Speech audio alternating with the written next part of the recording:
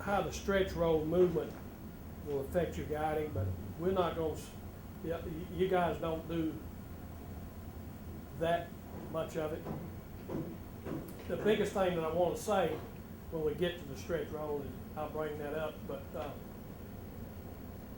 in guiding, the felt is going to travel to whichever end of the guide roll it touches first, front or back. And the guide roll is then going to respond accordingly, according to what you got set on the controller, to bring it back to its original setting. There's one big thing that you don't want to do. If someone comes along, some boss comes along and asks you to, he'd like for the felt to be moved to the front side of the machine, go to the guide palm and bring that felt to the front side of the machine with the guide palm. There are some cases where people have actually gone to the controller and back off the air to the controller, and the felt will move. Whichever side your positioner is on, the felt will move accordingly. That's the wrong thing to do. You know, that's in our training manuals on how to move. Right. So always go to the guide palm to move a felt, front or back of the machine. Forming fabric, press fabric, dry felt. Now what you talking about there? About how to move them? It's how you got it.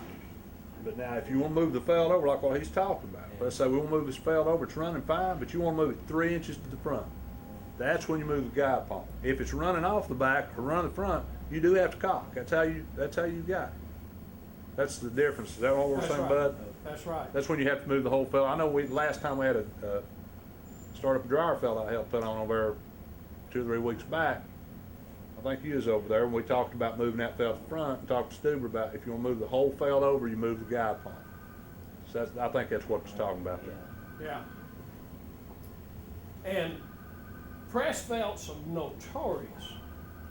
They're the only piece of clothing that if you run them in this position, say today, for about a week and a half, and you have to move that felt to the front or to the back, particularly in first press felt, they get filled up with fines and filler where the sheet's running on the felt. So if you have to move that felt for whatever reason, after a week and a half, you're going to be moving it, that edge, whatever sheet edge is, into an area that hasn't been seen before by the sheet.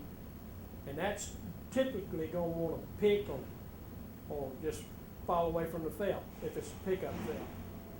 So be careful with press felts about moving them. If you're going to move a felt, try to do it when it's new and get it positioned and let it run there. Because if you move it a couple of inches, you're going to be in an area that the sheet hasn't been running in, and it's going to want to. It's not going to bother one side because one side's going to move into the area that the sheet's been. But if you move it to the back, then you're going to have a real clean area that sheet edge has never seen, and it's going to want to blow or a little flip or things of that nature. So, but the press felts are the only ones that do that, and it's because they come in wet contact with the sheet. It gives people with pickups like on number 20. It aggravates them. So they generally set their felt the way they want it to run, and they'll run it that way throughout their life. And so this is pretty simple, explanatory. This is just the mechanics of guiding a felt, that you basically want at least a 25-degree wrap on your guide roll. 27 degrees works fine, 23 degrees works fine. You just want to, if you're going to put it right there in the ballpark, you want 25-degree wrap. You always want a good surface on your guide roll so that it grips the felt. You want plenty of tension on the felt so that it adheres to that guide roll. These are just the mechanics of a guide roll and best operating conditions for a guide roll. That's all that is.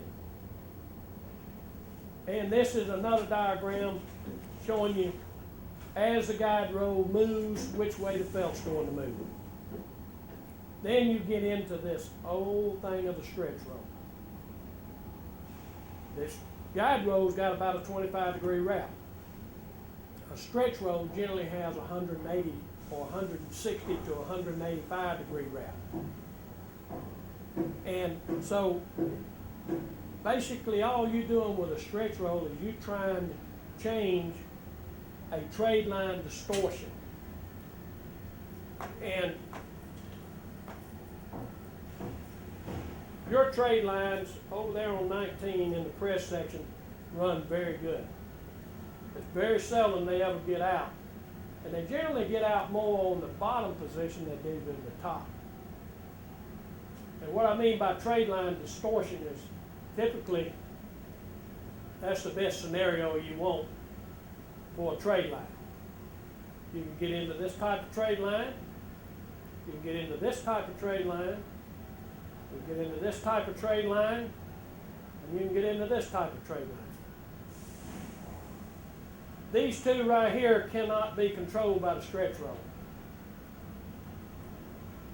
When you got that kind of a situation, you've got something going on in the press where if you have a Mount Hope roll that's got a preset bow in it, then you can change those two by using the Mount Hope or bowed roll to help throw that trade line. These kind, your felt's already roped up if they're that bad.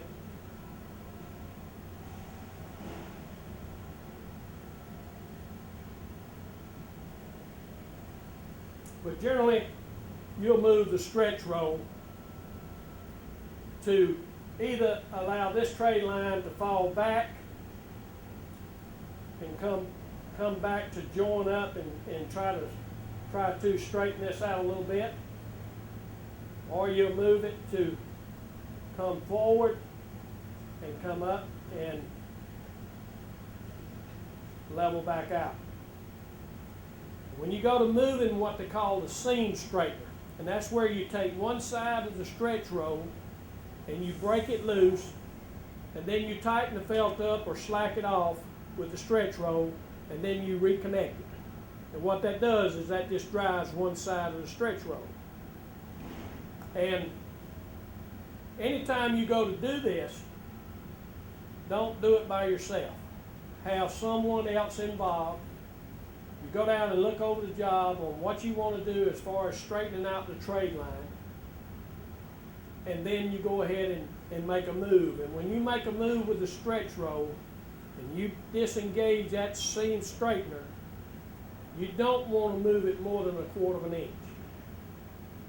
You don't want to go to a 1/2 inch on that stretch.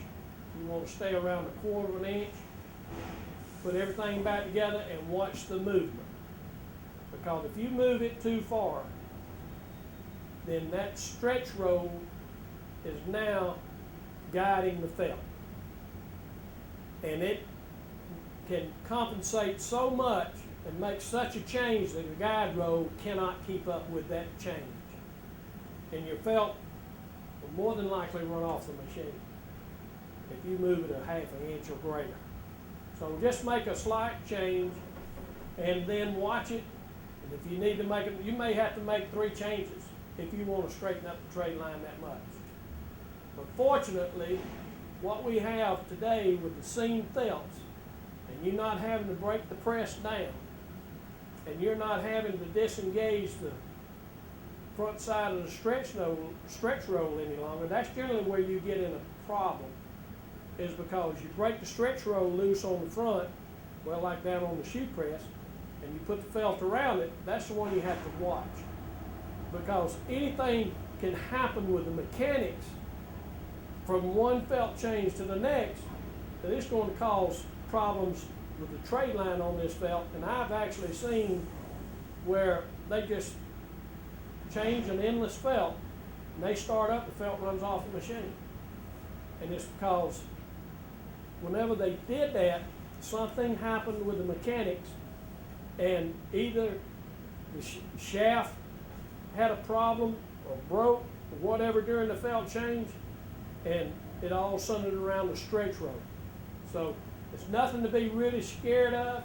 It's just something that you need to really think about when you get to the point that you're going to change the setting on a stretch roll and have someone else involved.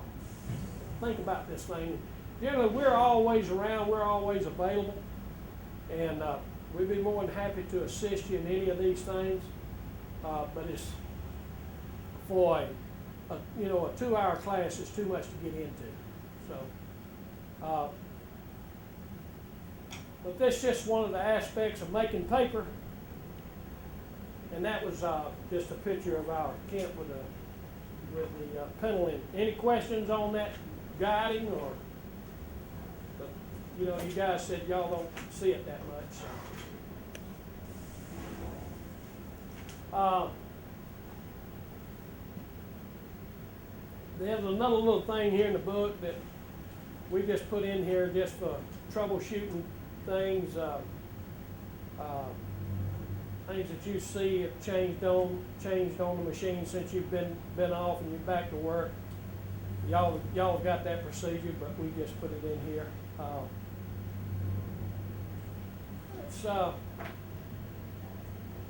Y'all got any further questions?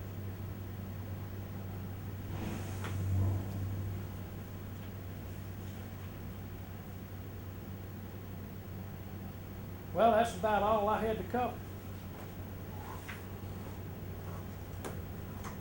Need to put some value in little packets. Do some what? Value. Valium? Packets.